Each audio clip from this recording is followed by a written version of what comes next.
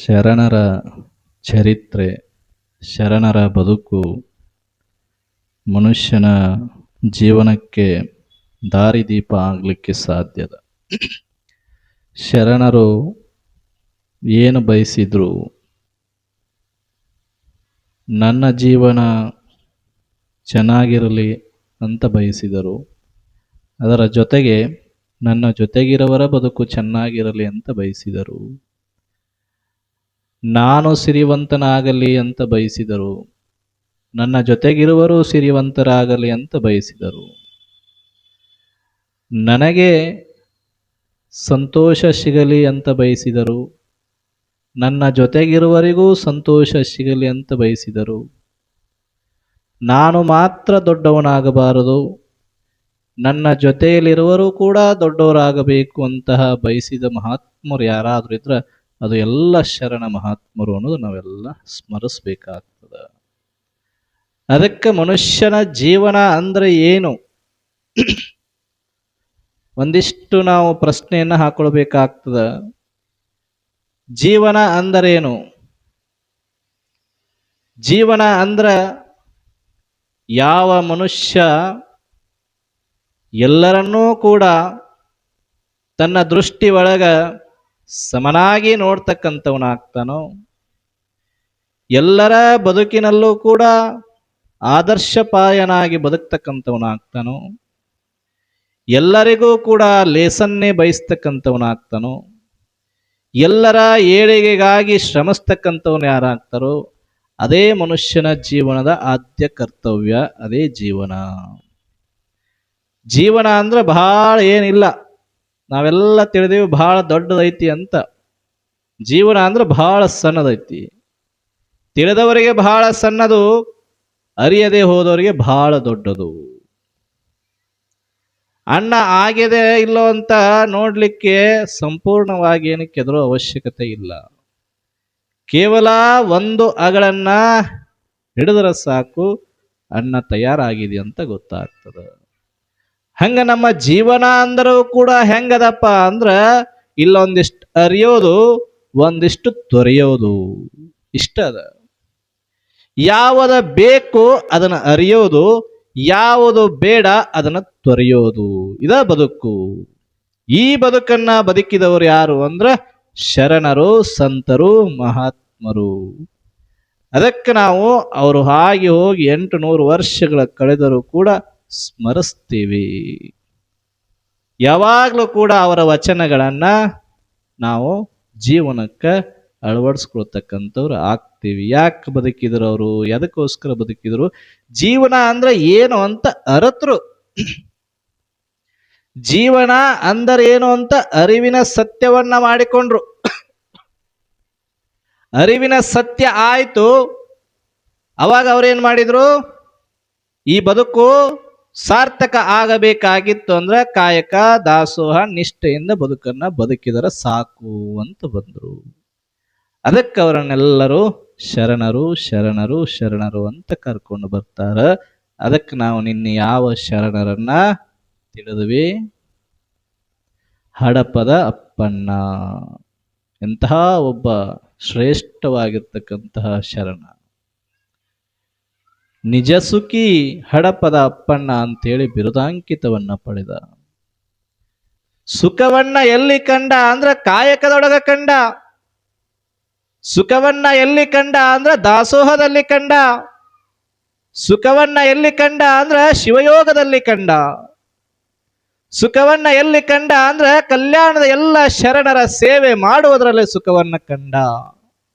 ನಿಜ ಸುಖ.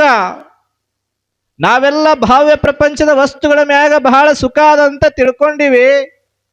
ಆದರೆ ಆ ವಸ್ತುಗಳಿಂದ ನಮಗೆ ದುಃಖ ಆಗ್ತದ.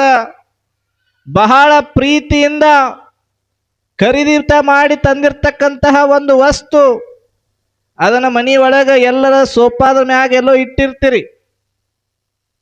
ಅದು ಒಂದಿಷ್ಟು ಅಚಾನಕವಾಗಿ ಏನೋ ಸ್ವಚ್ಛ ಮಾಡುವಾಗ ಕೆಳಗೆ ಬಿತ್ತು, ಒಡಿತ್ತು, ಮುರಿತ್ತು, ಏನಾಗ್ತದ? ದುಃಖ ಆಗ್ತದ. ಆಗಿತ್ತು ಇಲ್ರಿ? ಮಣ್ಣೇರ ತಂದೀನಿ, ಆ ಹುಡುಗರು ಆಟ ಆಡುವಾಗ ಬಂದು ಒಂದಿಟ್ಟು ಅಳ್ಳಾಡ್ಸಿದ್ರು, ಬಿದ್ದು ಬಿಡ್ತಾವ ಕೆಳಗೆ. ಏನು ಕೆಟ್ಟ ಬೈತೀರಿ ಅವಕ್ಕ, ಸಿಕ್ಕರ ದಬ ದಬ ಅನ್ನದ ಬಿಡ್ತೀರಿ. ಹೌದಿಲ್ರಿ? ಅದಕ್ಕ ಶರಣರ ಜೀವನದೊಳಗ, ಶರಣರ ಅನುಭವದ ಒಳಗೆ, ಶರಣರ ಮಾತಿನೊಳಗ ಅವರು ಹೇಳ್ತಾರ, ನಿಜ ಸುಖ ಯಾವುದ್ರಲ್ಲದ? ವಸ್ತುಗಳಲ್ಲಿಲ್ಲ, ಐಶ್ವರ್ಯದಲ್ಲಿಲ್ಲ, ನೀನು ಮಾಡುವ ಒಳ್ಳೆ ಕಾಯಕದೊಳಗ ಸುಖ ಐತಿ ಅಂತ ಹೇಳಿದವರೇ ಶರಣರು, ಶರಣರು ಅಂತ ಹೇಳ್ತಾರ. ಅದಕ್ಕ ನಿಜ ಸುಖಿ ಹಡಪದ ಅಪ್ಪಣ್ಣ ಯಾರ ಬಿರುದ ಕೊಟ್ರು? ಅಲ್ಲಮರು ಕೊಟ್ರು ಬಿರುದನ್ನ. ದಾರ್ಯಾಗ ಹೋಗೋರು ಯಾರು ಕೊಡಲಿಲ್ಲ, ಯಾವ ಯೂನಿವರ್ಸಿಟಿ ಕೊಡಲಿಲ್ಲ. ಒಬ್ಬ ಶ್ರೇಷ್ಠವಾಗಿರ್ತಕ್ಕಂತಹ, ಎಲ್ಲವೂ ಸುಳ್ಳು, ಗುಹೇಶ್ವರ ಅನ್ನುವನೊಬ್ಬನೇ ಸತ್ಯ ಅಂತ ಅರಿವಿನ ಜ್ಞಾನವನ್ನ ಯಾರು ಮಾಡಿಕೊಂಡಿದ್ರಲ್ಲ, ಆ ಅಲ್ಲಮರಿಂದ ಆ ಬಿರುದಂಕಿತವನ್ನ ಪಡಿತಕ್ಕಂಥವನಾಗ್ತಾನ ಹಡಪದ ಅಪ್ಪಣ್ಣ. ಕಲ್ಯಾಣದೊಳಗ ಬಹಳ ಮುಗ್ಧತೆಯಿಂದ ಸೇವೆಯನ್ನ ಮಾಡಿಕೊಂಡು ಬಂದ. ಕಲ್ಯಾಣ ಸುಖದಿಂದ ತುಂಬಿತ್ತು. ಎಂಥ ಸುಖ! ಮೃಷ್ಟಾನ್ನ ಭೋಜನ ಮಾಡುವುದು ಸುಖ ಅಲ್ಲ, ಐಶ್ವರ್ಯದಿಂದ ಕೂಡಿದಂತಹ ಸುಖ ಅಲ್ಲ, ಸಂಪತ್ತಿನಿಂದ ಕೂಡಿದಂತಹ ಸುಖ ಅಲ್ಲ, ಆಧ್ಯಾತ್ಮದ ಚಿಂತನೆಯ ತಳಹದಿ ಮ್ಯಾಗ ನಿತ್ತಂತಹ ಅನುಭವ ಮಂಟಪದ ಸುಖ. ಎಲ್ಲ ಶರಣರು ನೀವು ಹೆಂಗ ಕೂತಿರಲ್ಲ ಹಿಂಗ ಎಲ್ಲ ಶರಣರು ಚಿಂತನೆಯನ್ನ ಮಾಡ್ತಿದ್ರು. ಸಂಜೆಯ ಸಮಯ ನೀವು ಮುಂಜಾನೆ ಹೊಲಕ್ಕೆ ಹೋಗಿ ಸಂಜೆ ತಕ ಬ್ಯಾಸರಾಗಿ ಬಂದು ಸಂಜೆ ಮುಂದೆ ಕೂತ್ರ ಸಾಕ್ ಟಿವಿ ನೋಡಕ್, ಎದ್ದು ಬರುದ ಇಲ್ಲ. ಕುಕ್ಕರ್ ವಿಶಿಲ್ ಹೊಡಿಬೇಕ, ಟುಸ್ ಒಂದನೇದು ಆತ್, ಎರಡನೇದು ಹೊಡಿಬೇಕು, ಮೂರನೇದು ಹೊಡಿತ್ತು, ಒಂದು ಧಾರಾವಾಹಿ ಮುಗಿತ್ತು, ನಾಲ್ಕನೇದು ಹೊಡಿತ್ತು, ಅನ್ನ ಹಳಸ್ತದ, ಹೊತ್ತೆ ಹೋಗಿರ್ತದ ನಾಲ್ಕನೇದಕ್ಕ. ಶರಣರು ಎಲ್ಲ ತಮ್ಮ ಕಾಯಕವನ್ನ ಮುಗಿಸಿಕೊಂಡು ಬಂದ ಸಂಜೆ ಸಮಯ ಅನುಭವ ಮಂಟಪದೊಳಗ ಭಾಗಿಯಾಗ್ತಾರ. ಹಡಪದ ಅಪ್ಪನನು ಕೂಡ ಭಾಗಿಯಾಗ್ತಾನ. ಬಹಳಷ್ಟು ಸುಶ್ರಾಯವಾಗಿ ವಚನಗಳನ್ನ ಹೇಳುವುದರ ಮುಖಾಂತರವಾಗಿ ಅಲ್ಲಿ ನೆರೆದಂತಹ ಎಲ್ಲ ಶರಣ ಸಮೂಹಕ್ಕೆ ಚಾಟಿ ಏಟಿನ ಮಾತುಗಳ ಮೂಲಕವಾಗಿ ಉತ್ತರವನ್ನ ಕೊಡ್ತಕ್ಕಂಥವನಾಗ್ತಾನ.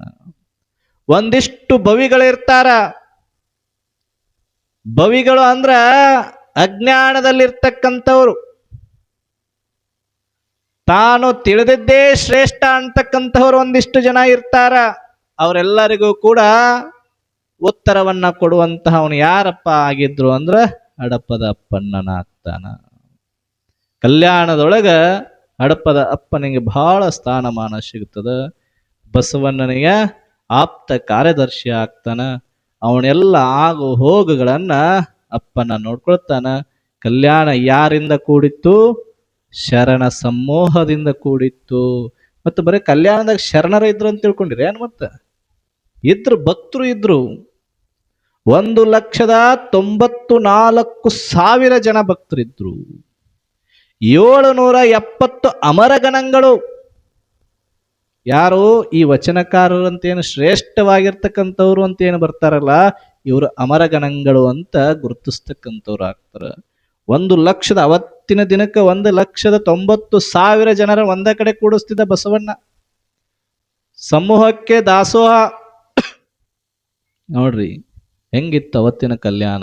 ನೋಡ್ಲಿಕ್ಕೆ ಎಷ್ಟು ಆನಂದ ಇರ್ತಿತ್ತು ಅಂದ್ರ ಅನುಭವಿಸ್ಬೇಕಾಗ್ತದ. ಅದನ್ನ ಹೇಳಿದ್ರು ಕೂಡ ಸಾಲೋದಿಲ್ಲ. ಎಲ್ಲರೂ ಚಿಂತನೆಗೆ ಒಂದು ಸಾಲಾಗಿ ಕುತ್ಕೊಳ್ಳೋದಂದ್ರ ಅವರ ಅನುಭವದ ಮಾತುಗಳನ್ನ ಹೇಳ್ತಿದ್ರು. ತಾವು ಏನು ಇವತ್ತು ಕಾಯಕವನ್ನ ಮಾಡಿದ್ವಿ, ಆ ಕಾಯಕದೊಳಗೆ ಎಷ್ಟು ಶುದ್ಧತೆ ಕೂಡಿತ್ತು, ಎಷ್ಟು ಕಲ್ಮಶ ಕೂಡಿತ್ತು, ಎಲ್ಲವನ್ನು ಕೂಡ ವಚನದ ಮುಖಾಂತರವಾಗಿ ಹೇಳ್ಕೊಂಡು ಬರ್ತಕ್ಕಂಥವ್ರಾದ್ರು. ಕಲ್ಯಾಣದ ಕ್ರಾಂತಿ ಒಳಗ ವಚನಗಳ ಸಂಗ್ರಹಣೆಯನ್ನ ಮಾಡ್ತಕ್ಕಂಥವ್ರು ಒಂದು 4-5 ಜನ ಬಹಳಷ್ಟು ಶ್ರಮ ಪಡ್ತಾರ. ಕಲ್ಯಾಣ ಕ್ರಾಂತಿ ಆಗ್ತದ. ವಚನ ಸಾಹಿತ್ಯ ಉಳಿಬೇಕು, ವಚನ ಉಳಿಬೇಕು, ವಚನ ನಿಘಂಟು ಉಳಿಬೇಕು. ಇದು ಉಳಿದರ ಮಾತ್ರ ಮುಂದಿನ ಪೀಳಿಗೆಗೆ ದಾರಿದೀಪ ಆಗ್ಲಿಕ್ಕೆ ಸಾಧ್ಯದ ಅಂತ ಹೇಳಿ ಬಹಳಷ್ಟು ಜನ ಶರಣರು ತಮ್ಮ ಪ್ರಾಣವನ್ನೇ ಮುಡಿಪಾಗಿಡ್ತಕ್ಕಂಥವ್ರು ಆಗ್ತಾರ. ಅವರ ಸಾಲಿನಲ್ಲಿ ಬರ್ತಕ್ಕಂಥವ್ರು ಹಡಪದ ಅಪ್ಪಣ್ಣನೂ ಕೂಡ ಅಂತ ಹೇಳ್ಕೊಂಡು ಬರ್ತಾರ. ಹಡಪದ ಅಪ್ಪಣ್ಣ ಬಹಳಷ್ಟು ಕಾಯಕ ಮಾಡಿದ್ದಾನ. ಎಷ್ಟು ಹೇಳಿದ್ರು ಕೂಡ ಅದು ಮುಗಿಲಾರದಂತ ಅಂತ ಹೇಳ್ತಾರ. ಅದಕ್ಕೆ ನಾವೆಲ್ಲ ಏನಾಗ್ಬೇಕಪ್ಪ ಅಂದ್ರೆ ಹಡಪದ ಅಪ್ಪಣ್ಣ ಎಲ್ಲಿಗೆ ಬಂದ? ಕಲ್ಯಾಣಕ್ಕೆ ಬಂದು ಏನಾದ್ರಿ ಬಸವಣ್ಣನಿಗೆ ಆಪ್ತ ಕಾರ್ಯದರ್ಶಿಯಾಗಿ ಕಾರ್ಯನಿರ್ವಹಿಸ್ತಕ್ಕಂಥವನು ಆದ ಅಂತ ಅವನ ಇತಿಹಾಸದೊಳಗೆ ಹೇಳ್ಕೊಂಡು ಬರ್ತಕ್ಕಂಥದ್ದು ಆಗ್ತದ. ಅದಕ್ಕೆ ಅವನ ಹೆಂಡತಿ ಹೆಸರು ಏನ್ರಿ? ಧರ್ಮಪತ್ನಿ ಹೆಸರು ಲಿಂಗಮ್ಮ. ಆಕೆ ಹೆಂಗೆ ಬದುಕಿದ್ಲು? ನೀವು ಹಂಗೆ ಬದುಕಿದ್ರಿ, ನೀವು ಲಿಂಗಮ್ಮಗಳ. ಇಲ್ಲ ಅಂದ್ರೆ MBBS ಮಾಡಿದಂತಹ ಬಜ್ಜಿ ಮಾಡಿದಂಥ ಹೆಣ್ಮಗಳ. ತಿಳ್ಕೊಳ್ಬೇಕಾಗ್ತದ. ಅವರ ಸಾಲಿನಲ್ಲಿ ಇನ್ನೊಬ್ಬರು ಬರ್ತಕ್ಕಂತಹ ಶರಣಾರ್ಥನ ಬಹಳ ಸೇವಾ ಭಾವದಿಂದ ಬದುಕನ್ನ ಬದುಕಿದಂಥವ.